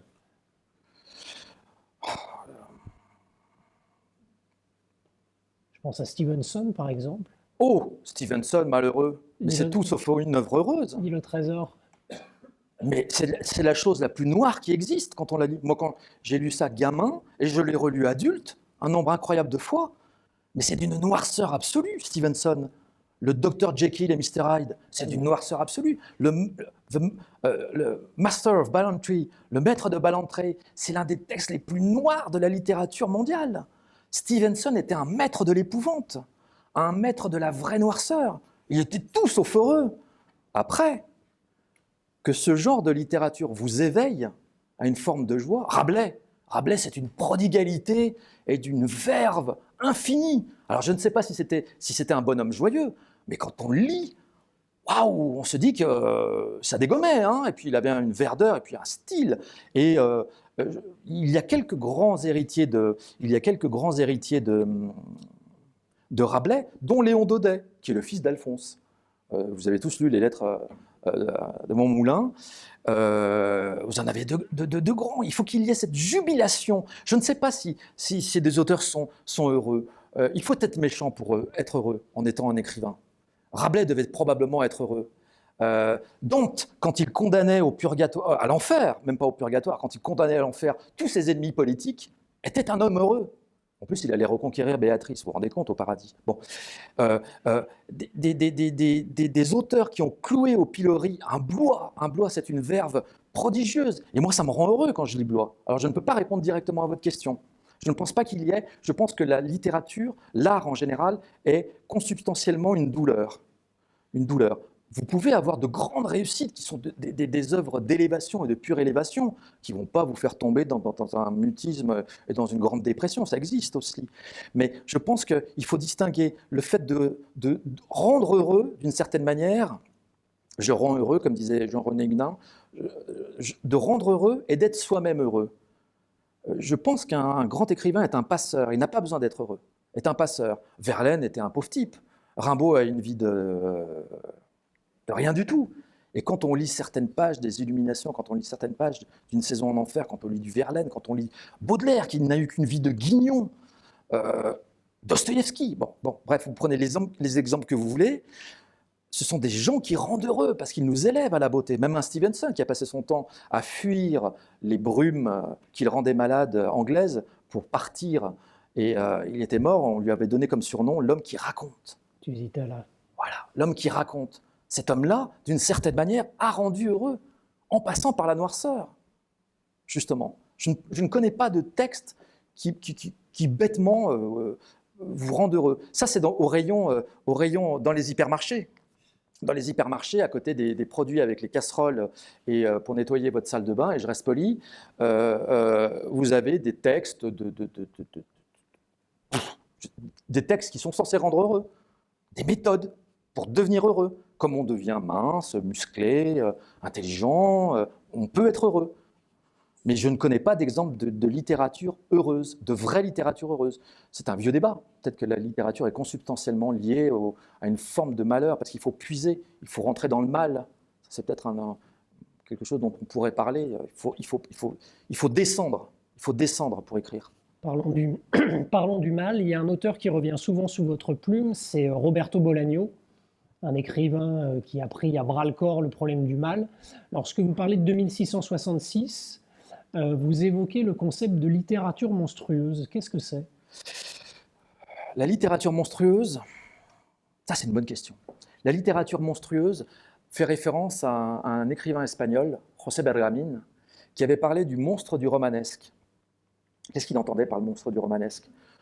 Tout écrivain doit rentrer dans un labyrinthe où le minotaure l'attend. Il y a ceux qui restent devant la porte et il y a ceux qui vont. C'est un peu la même métaphore que celle de Michel Léris dont j'ai parlé tout à l'heure, la corne de taureau. Il y a ceux qui s'exposent, les mal lectures, et il y a ceux qui ne s'exposent pas, en disant tout un tas de raisons, même y compris le fait d'être vegan. Hein. Bon, bref, ça peut exister. Bon. Mais on s'expose à une corne de taureau, on assume un risque, on écrit avec son sang. Et le roman monstrueux est celui, justement, qui, à mon sens, va le plus loin. C'est-à-dire celui dans lequel l'écrivain ne craint pas de rentrer, doit rentrer dans une forme de noirceur, y compris réelle, en explorant les gouffres. Il faut qu'il y ait toujours ce mouvement, à mon avis, de sincérité, exploration des gouffres, pas pour l'exploration des gouffres et parce qu'on est fasciné par le mal, par la figure de Satan ou parce que vous voulez, exploration des gouffres pour remonter à la lumière. C'est ça, un roman monstrueux. Et 2666, qui a été traduit en français en 2008, si mes souvenirs sont bons. 2666, évidemment, avec un tel titre, fait référence à une espèce d'horizon apocalyptique. 666, le chiffre de la bête. 2666 raconte, en quelques mots, si j'ai le temps, raconte l'histoire de 3 ou 4 universitaires, dont on a parlé tout à l'heure, qui sont érudits et qui traquent un écrivain devenu célébrissime, et totalement une espèce de Salinger qui s'est écarté des vivants, Benovo Arcimboldi. Et cet auteur-là a écrit un certain nombre de romans qui sont tous devenus mythiques et a disparu de la circulation, s'est évaporé. Que font nos universitaires ? Il y a un Français, il y a une jeune femme d'ailleurs, un Français, un Chilien, un Espagnol, un Anglais, c'est peut-être la femme qui est anglaise ou américaine, se mettent à la poursuite de cet écrivain mythique. Or, en commençant leur recherche, ils se rendent compte que, apparemment, à chaque fois qu'on retrouve la trace de ce Benovo Arcimboldi, oui, je crois que c'est ça son nom. Hein, c'est Grégory, où es-tu ? C'est Benovo Arcimboldi. Hein, parce qu'il est Grégory Mion. C'est ça ? C'est ça. Aussi. Bon, c'est ça. Après, j'ai mes qui me disent t'as pas été très bon là-dessus, mes coachs. Bon, et à chaque fois qu'ils le retrouvent dans une ville, tout un nombre des crimes se créent, des crimes sont provoqués, et or ces universitaires qui sont à la traque de cet auteur se retrouvent dans un lieu frontalier entre les États-Unis et le Mexique, dans le désert du Sonora, alors c'est pas la Ciudad, c'est Santa Teresa, qui est en réalité la Ciudad Juárez. Et comme vous le savez peut-être, la Ciudad Juárez a été ces dernières années le théâtre de crimes épouvantables, uniquement de femmes, de tous âges, affreusement mutilés, dont on n'a jamais, alors, dans des conditions violées, pas violées, démembrées, décapitées, tout ce que vous voulez, des centaines, à tel point qu'il y a eu une commission d'enquête internationale pour essayer de comprendre. Alors on a cru comprendre qu'il y avait un système de narcotrafiquants, ces femmes faisaient partie, étaient exploitées sexuellement, et puis ensuite les narcotrafiquants, dans des orgies épouvantables, les relâchaient dans la nature en piètre état. Et l'auteur donc se fonde sur cette espèce d'histoire pour créer une espèce de labyrinthe où les différents universitaires qui sont à la traque de cet auteur rentrent de plus en plus dans le mal, jusqu'à Ciudad Juárez, Santa Teresa, et jusqu'à remonter dans le passé de ce personnage qui a connu l'Allemagne nazie. Et il y a toute une exploration, alors je ne vous en dis pas plus, parce que c'est un roman monstre, y compris monstrueux, il y a près d'un millier de pages, je pense, hein. Mais c'est un roman total, c'est ce que l'on appelle, c'est un terme qui est devenu très très à la mode, le roman total. Tout est un roman total désormais. Bon. Non, un roman total, c'est un roman qui vous donne une vision évidemment englobante de la réalité, qui surtout vous propose une piste ou qui propose plusieurs pistes et qui vous laisse choisir. Et dans ce livre extraordinaire, il y en a eu d'autres de Roberto Bolaño, notamment La littérature nazie en Amérique, qui raconte... il invente des auteurs qui auraient pu exister et qui auraient écrit des textes nazis au fin fond d'Amérique. Et quand vous commencez à lire le roman, vous dites, c'est incroyable, je ne connais pas cet auteur. Vous dites, et celui-là non plus. Donc au bout du troisième, et en fait, vous vous rendez compte qu'il les a inventés. Et c'est remarquablement écrit, il a une œuvre prolifique, c'est une œuvre qui rentre dans les profondeurs et qui essaie de ressortir. Alors la difficulté, c'est qu'il n'en ressort pas beaucoup. Mais il y a d'autres exemples qui ne sont toujours pas français. Ernesto Sabato, grand romancier qui était d'abord un scientifique et qui a quitté l'univers des sciences pour écrire 3 romans et il a décidé de s'arrêter. El Túnel, le tunnel, Sobre héros y tumbas, à propos de héros et de tombes, qui a été d'abord traduit par Alejandra, et Abaddon el Exterminador, qui est une plongée dans le mal, dont le second volume, Sobre héros y tumbas, l'un des personnages se met à traquer, encore une fois, les représentants de la secte des aveugles. Ne rentrons pas dans les détails. Il est persuadé que sous terre vivent les maîtres du pouvoir, et il va rentrer dans ces souterrains pour explorer ce royaume ténébreux. Est-ce qu'il arrivera à en ressortir ? On n'est pas certain. En tout cas, Sabato a mimé ce mouvement. Est-ce que ça signifie que le temps des livres reviendra si la littérature se rapproche du mal ? Je n'en ai aucune idée. Il ne faut pas qu'elle se rapproche du mal pour se rapprocher du mal, parce que on tomberait dans la fascination pour le morbide. Vous avez toute une littérature gothique, fin de siècle, qui a chanté la vertu de la pourriture, la vertu du mal, la vertu de Satan, la vertu de la femme fatale, la vertu des vampires, tout un tas de figurations. Il faut que la littérature retrouve une forme de transcendance, même si elle n'y croit pas. Léon Daudet disait qu'il se méfiait de la littérature. Quelle est son expression ? Il se méfiait de la littérature qui avait les yeux baissés et les mains croisées. Donc, il faut espacer les soutanes, d'une certaine manière. C'était le conseil que Daudet donnait à Bernanos. Espacer les soutanes, il y a trop de curés. Donc, c'est pas du tout cela que je veux dire. Il faut qu'elle trouve une forme de transcendance et de réelle pesanteur, de réelle présence, il me semble. Avant que je laisse la parole au public, est-ce que vous souhaiteriez parler d'un dernier livre ? Un dernier coup de cœur ? Oh non, je ne vois pas. Ça me viendra peut-être. Posez-moi des questions, peut-être que ça viendra, mais non, je ne vois pas de choses intéressantes. Krasna-Horkai ? On parlait de... Oui. Je ne vois pas de grands auteurs romanciers, enfin de grands écrivains, de grands romanciers français vivants, mais effectivement, ce n'est pas du tout une remarque qui est valable pour les autres pays. Vous avez, certains connaissent peut-être par le cinéma, un Bélatar, dont le scénariste était Krasna-Horkai, Laszlo Krasna-Horkai, qui est probablement un type un écrivain, qui doit avoir le Nobel. Quand le Nobel a été donné à Le Clésio, bon, Très bien, le Clésio. Il y a des moments... Enfin bon, je ne dis rien. Bon. Si le Nobel peut être donné, le Nobel de littérature peut être donné à Le Clésio, que voulez-vous que je dise? Je ne peux plus rien dire en fait. Les bras m'en tombent. Si on en est à un tel niveau, c'est qu'il n'y a plus de niveau. Il n'y a plus de digue. Il n'y a plus de digue. Or, un Krasnaorkai, un Cormac McCarthy aux États-Unis, là vous le connaissez tous, il a écrit The Road, La Route, qui avait été transposé assez maigrement au cinéma, avec Viggo Mortensen, celui qui joue le roi dans la transposition cinématographique du Seigneur des Anneaux, le beau Viggo, et qui jouait admirablement le rôle du père. La Route décrit un monde post-apocalyptique. Vous parliez de post-apocalyptique.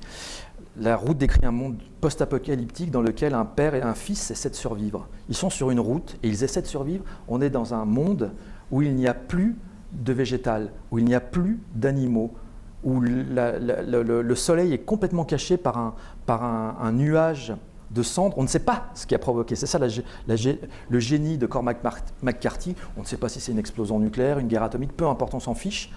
Le père et le fils, c'est le cas de le dire, sont projetés dans une route. Ils vivent face à des gens qui se nourrissent de chair humaine. Et il faut survivre. Il faut survivre. Cormac McCarthy doit avoir au moins, peut-être, aura probablement le Nobel s'il se débrouille bien. Laszlo Krasnaorkai doit avoir le Nobel parce qu'il a écrit un texte comme La mélancolie de la résistance, avec un titre pareil. La mélancolie de la résistance, c'est magnifique. Ce sont de grands écrivains contemporains. Heureusement qu'il y en a, pas assez connus en France. La France vivote et se croit le centre du monde qu'elle a été dans une tradition évidemment, mais n'en est plus d'un point de vue littéraire que le trou du cul, pardon pour l'expression. Je vous remercie pour cette conclusion.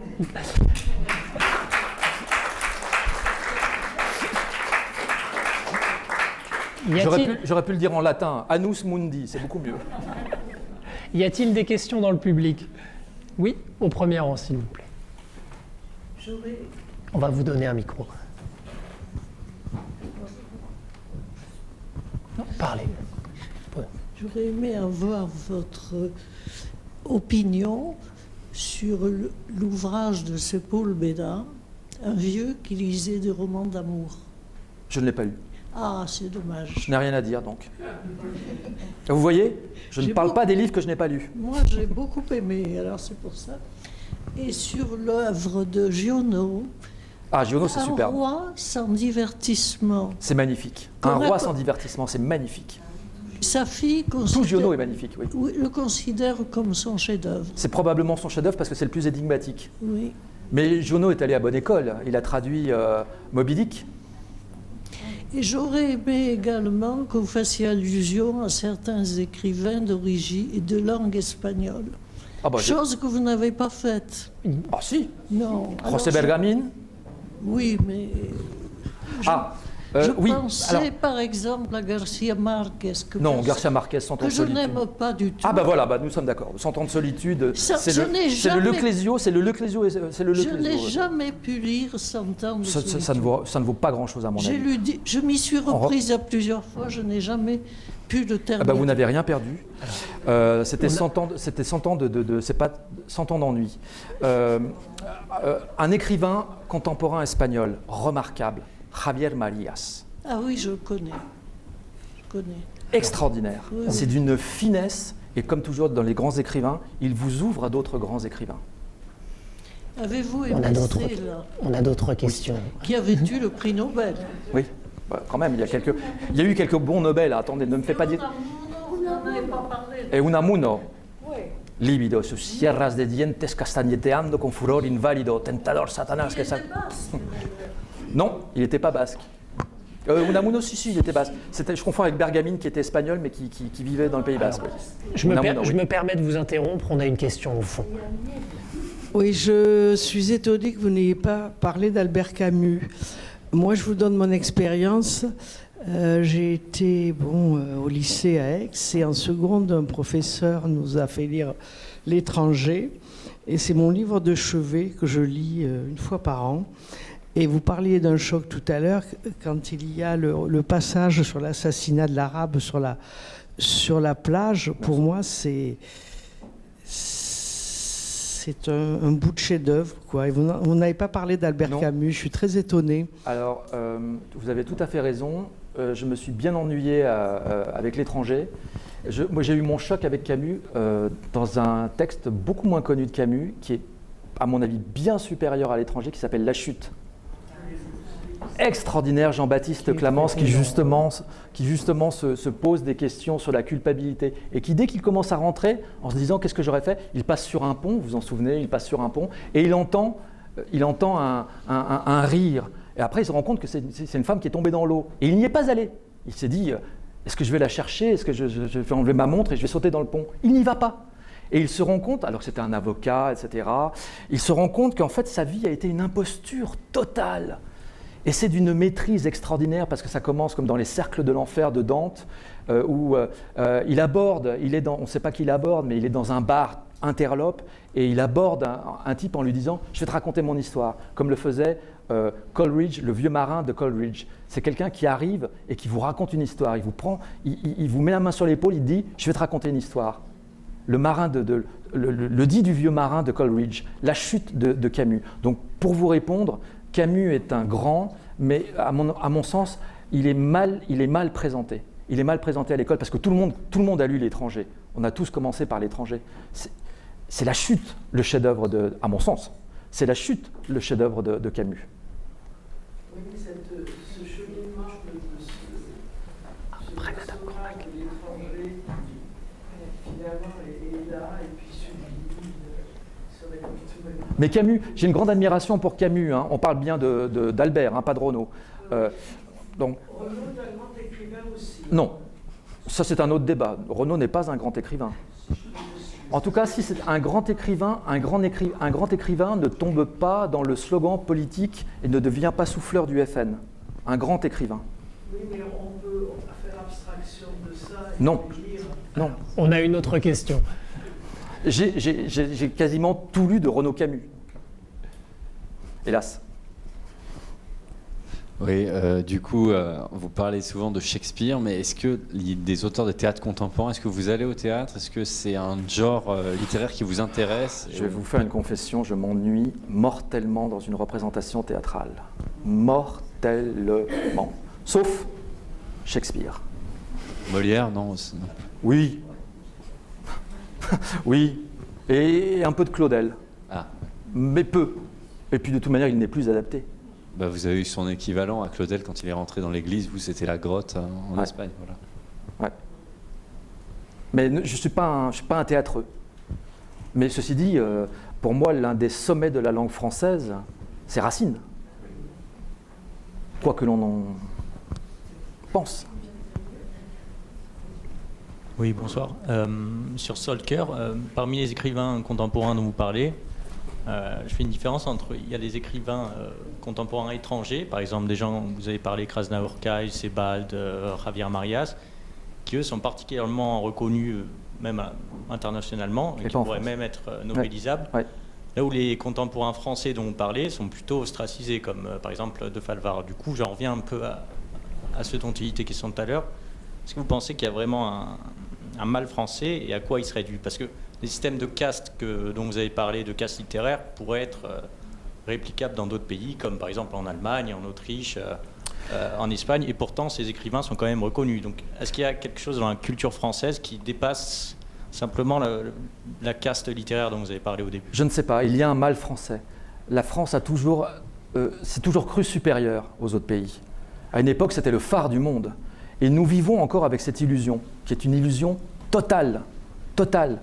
Je parle encore une fois, c'est transposable à bien des domaines, mais moi je parle de mon domaine. En littérature, la France n'est plus rien, si on prend la France dans sa globalité.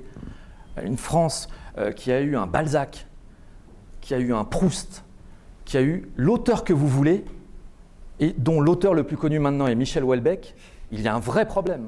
Il y a un vrai problème. Et il est reconnu à l'étranger comme étant apprécié en France et comme étant reconnu comme écrivain. Donc il y a un vrai problème de jugement. Après, c'est une question extraordinairement complexe parce que qu'est-ce qui précède? Je pense, c'est ce que j'ai essayé de dire tout à l'heure en quelques mots rapides, s'il n'y avait pas une crise du jugement littéraire, nous aurions probablement des écrivains dignes de ce nom-là. Parce que quand dans les années 30, ou même avant, vous prenez la critique de la fin du 19e siècle, ou même pas si loin que ça, un Renaud Matignon au Figaro, un René Gallet, c'était des gens qui exécutaient. Ou même comment il s'appelle ce Corse qui a été au Figaro il n'y a pas si longtemps, c'est pas Fumaroli, bon bref, peu importe. Ils exécutaient d'un mot un écrivain. Et nous n'aurions plus cette prolifération de nains et mégères, comme je les appelle sur Stalker. Nous n'aurions plus cette prolifération-là. Et heureusement, d'autres pays ont une grande littérature. Il y a une grande littérature anglaise, il y a une grande littérature américaine, mais parce qu'il n'y a pas autant de copinage. Il n'y a pas autant de copinage. On ne peut pas être un journaliste que je ne nommerai pas, être très très connu, avoir sa pignon sur rue, et avoir son émission télévisée et inviter sa femme que l'on ne présente pas comme sa femme. Ça s'appelle un conflit d'intérêts dans d'autres milieux. Et cela, ça n'existe pas. Ça n'existe pas dans la presse anglo-saxonne. Si moi je suis une espèce de Nolo ou de Bunel, ou même un pivot à une époque de quelqu'un de consacré, et j'invite ma maîtresse, mon ex, ma future ex, ma femme, sans la présenter comme telle, en disant vous avez écrit un chef-d'œuvre. Ce n'est pas possible. Dans la presse anglo-saxonne, la personne démissionnerait dans la seconde. Ou dirait, comme c'est d'ailleurs le cas quand vous lisez le New York Times, etc., Jean-Paul Trucmuche a un lien d'intérêt mineur ou majeur, et s'il est majeur, il est exclu, avec l'article qui vient de... Et c'est systématique cela. Je le sais parce que j'ai été interrogé à propos de Gabriel Maznev par le New York Times, 2 journalistes. Et vous avez systématiquement, dès qu'il y a le moindre problème, l'un dit je me déporte. Ils disent je me déporte de la c'est le langage managérial à la mode. Hein, je me déporte de l'entretien. Pourquoi ? Parce que j'ai un conflit d'intérêts, etc. Le conflit d'intérêts existe partout en France. Vous êtes avocat, vous êtes ministre, vous êtes scientifique, vous êtes médecin, mais n'existe pas dans la presse. Vous pouvez impunément parler du livre de votre amant, de votre mari, en disant « Quel génie !» Mais personne ne sait que c'est votre mari ou votre femme. Et ça n'existe pas. Heureusement, ça n'existe pas ailleurs. Je pense. C'est une toute petite partie de réponse à votre question.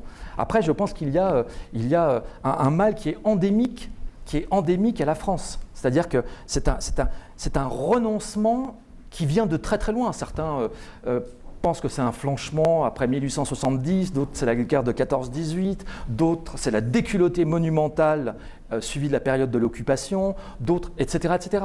Il y a un effondrement de l'enseignement du français, il y a un effondrement du niveau, général. Prenez un livre, je vous mets au défi de prendre un livre, n'importe lequel, et de ne pas tomber sur une faute au bout de 2 pages.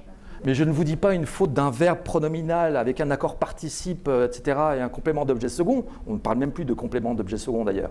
Non, une faute grossière. Dans le dernier tirage du Meilleur des mondes, le Meilleur des mondes d'Aldous Huxley, en collection Pocket, vous ouvrez la 2e page, et comme le texte a été reproduit par scanner, et n'a pas été évidemment relu, à la place de grand âge, vous avez jardinage. Ce n'est pas le mot jardinage, mais c'est un autre mot, ou garage. Et tout ça parce que ça n'a pas été relu. Et c'est valable pour tout, sauf peut-être pour la bibliothèque de la Pléiade, qui est relue, parce que c'est quand même soi-disant prestigieux, mais maintenant c'est un effondrement généralisé, c'est un triomphe du langage managérial. Et c'est normal, et c'est tout à fait normal. Pourquoi voulez-vous donner une littérature à des gens qui s'en contrefichent et qui n'ont même plus besoin de cela ? Yann Moix, ça suffit. Ou d'autres, parce que j'ai l'impression ou Christine Angot. Christine Angot, c'est le degré, comme disait Barthès selon Sarkozy, c'est le degré zéro de l'écriture. C'est le degré zéro de l'écriture. Ce n'est même pas de l'écriture blanche qui existait, c'est de l'écriture transparente. Et pourtant, ça fonctionne du feu de Dieu. Dernière question. Non. Oui, bonsoir. Bonsoir. Alors, c'est très intéressant. Donc, en fait, la question qui se pose aussi, c'est, donc, en tant que libraire, de ce fait, j'ai un gros problème avec tous les titres qu'on reçoit. Et je sais qu'on essaye de faire des choix et qu'ils sont compliqués. En fait, il y a vraiment un vrai problème de manque d'exigence au niveau des éditeurs, quand même. Parce que là, on a une telle quantité de livres et pour trouver... Vous en des- avez de- reçu des anéantir de Welbeck, hein. Ah, Vous mais devez j'en ai avoir reçu, hein. j'en ai reçu. Mais elle s'est vendue en une journée. Alors, et le pire, c'est qu'on a beau, alors je ne l'ai pas lu, mais l'un de mes employés l'a lu, il a trouvé, lui il aime Welbeck en l'occurrence, mais bon, il a trouvé Il faut le nettement- virer, hein. Non, non, il est sympa. Par contre, je ne le payerai pas à la Ah, fin vous du mois. avez... Mais bon, c'est pas ça la question. Donc, Retenu sur salaire. Tu aimes Welbeck. non, ceci dit, on est honnête avec les clients qui, Oui, oui. ceux qui le veulent, ils le veulent, on ne va pas Oui, leur oui, refuser. vous taquez. Par contre, quand on nous demande notre avis, on leur dit ce qu'on en a pensé. Donc pas moi, puisque je ne l'ai pas lu, mais je dis ce qu'en a pensé Stéphane. Bref, du coup, je l'ai cité.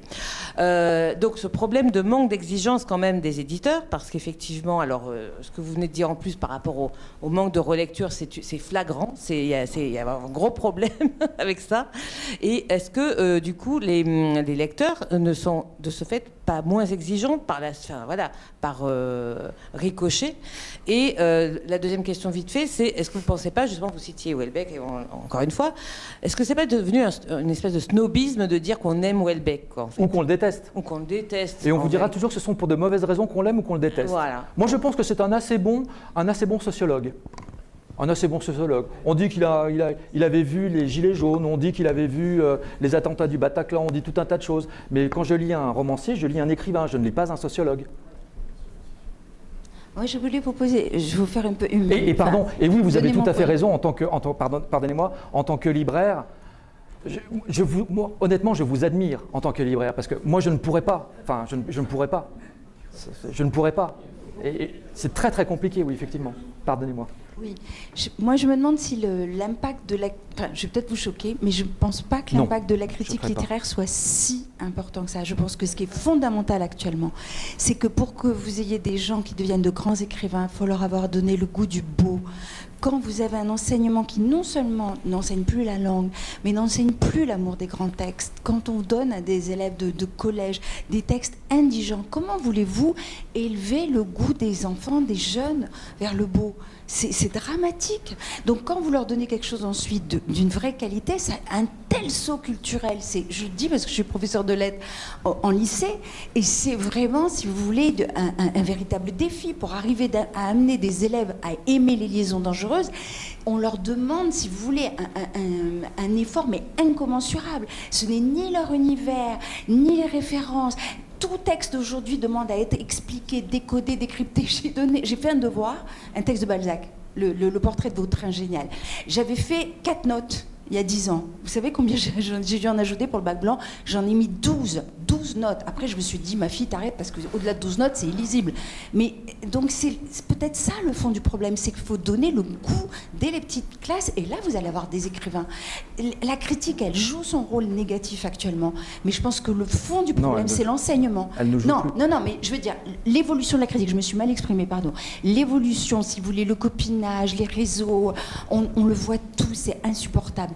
Mais à mon avis, ça va peut-être vous choquer, mais je pense que c'est marginal. Le fond du problème, c'est que l'enseignement, c'est l'effondrement. On n'enseigne plus rien. Oui. Quand vous voyez que même dans le Figaro, hier, il y avait un article de Stéphane Courtois, qui a pourtant écrit un livre sur le communisme qui fait référence. C'est du galimatia. Poutine s'est auto-intoxiqué. Mais c'est un verbe pronominal, s'intoxiquer. S'intoxiquer, on s'auto-intoxique pas, ça n'a aucun sens.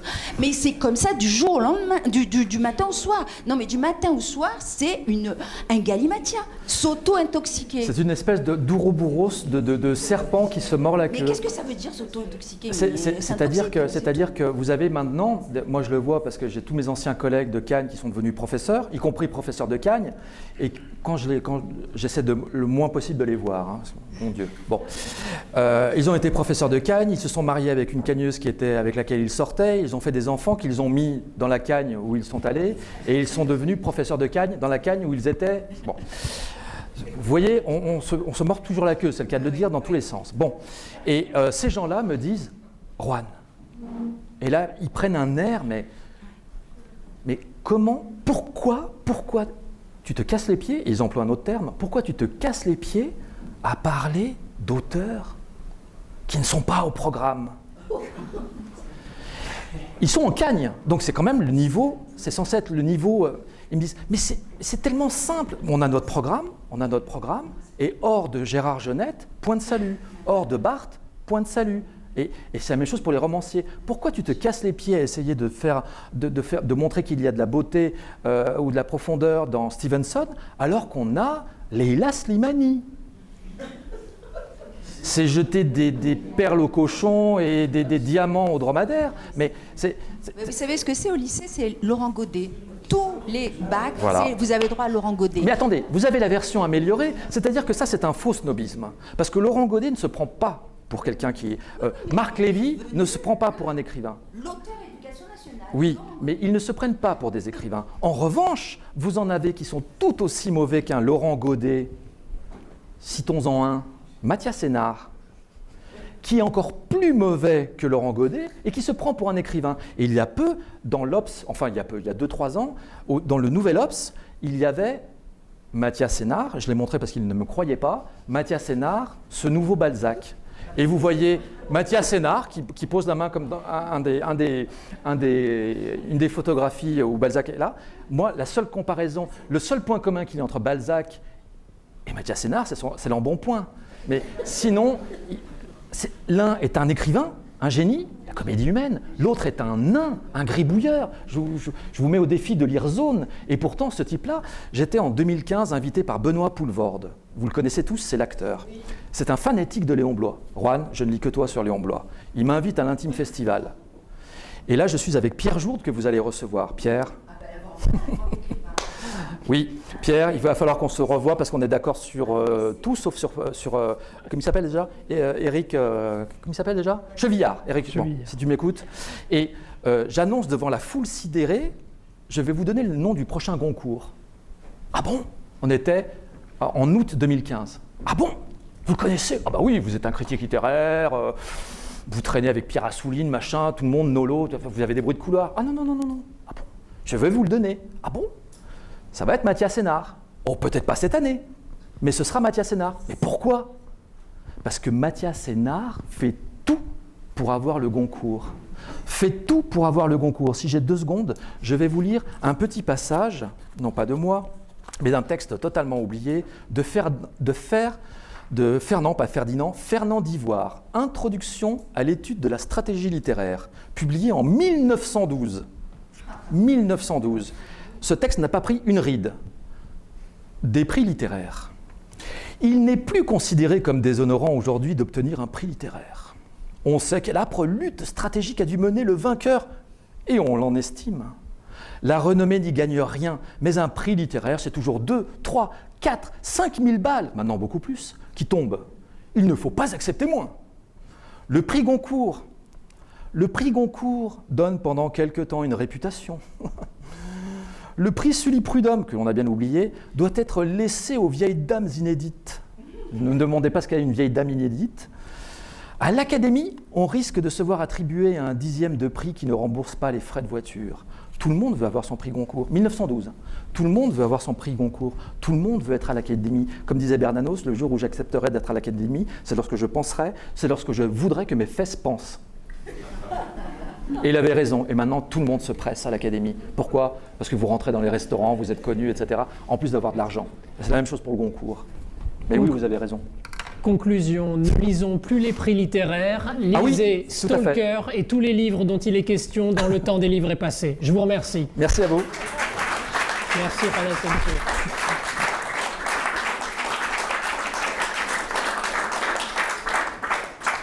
J'espère ne pas vous avoir trop choqué. Non.